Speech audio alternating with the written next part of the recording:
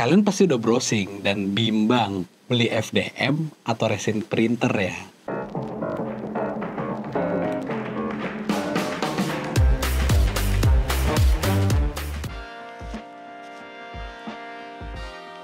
Buat jawab pertanyaan itu, kita mesti tahu dulu apa objek yang paling banyak kita kerjakan.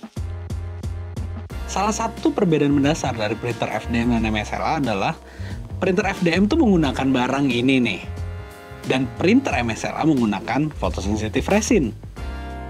Dengan material yang berbeda, cara kerja dan workflow kedua printer ini jelas berbeda. Kedua printer ini memiliki keunggulan yang berbeda seperti resolusi. Maksud dari resolusi di sini adalah layer height. Mari kita lihat ini. Ini hasil dari Ender 3 S1. Ini hasil dari Photon Mono X.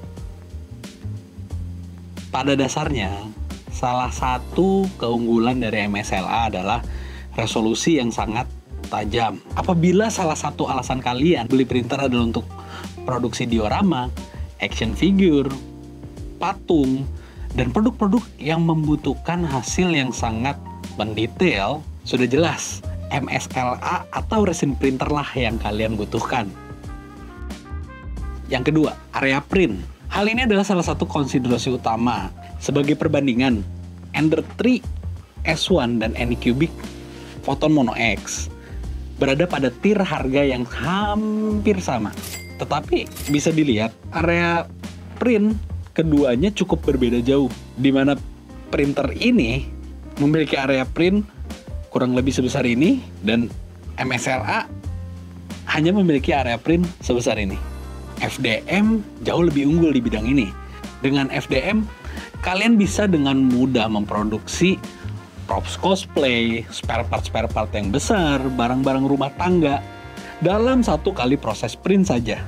Yang ketiga, HPP atau ongkos produksi atau harga pokok produksi. Berdasarkan harga bahan mentah saja, kedua printer ini menghasilkan barang dengan harga produksi yang cukup berbeda meskipun dengan volume kepadatan yang relatif sama, seperti ini.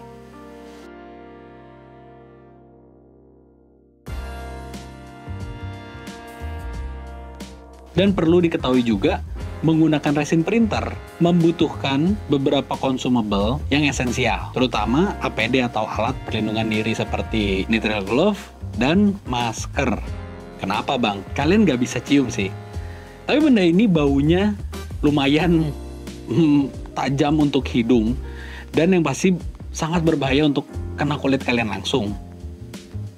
Belajar dari pengalaman pribadi ya, kulit gue pernah infeksi, lumayan parah hanya karena kena isopropil alkohol kotor bekas resin. Karena waktu itu gue lupa pakai glove.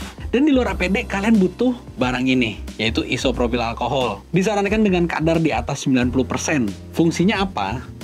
Jadi setelah kalian beres print objek ini, kalian perlu cuci. Setelah dicuci, kalian keringkan dulu. Setelah kering, baru kalian jemur ke matahari atau dimasukin ke dalam curing station. Nah, kebayangkan seberapa ribetnya mengolah resin printing. Per satu print kalian pasti menggunakan glove, kalian pasti menggunakan isopropil alkohol, yang menambahkan biaya yang cukup signifikan. Dan yang pasti, apalagi untuk MSLA ya, LCD itu mempengaruhi. LCD ini cuma bisa 2000 jam, dan kalian lihat aja harga LCD itu satunya berapa. Jadi bagi 2000 jam rata-rata. Dimana FDM setelah beres print, kalian cuma perlu bersihin, lepas supportnya, dan udah dilem jadi. Workflow-nya cukup simpel dan tidak sekompleks workflow dari resin printer. Sampai sini, kalian udah kebayangkan kira-kira mau beli printer kayak apa? Because at Charforge, we make it real.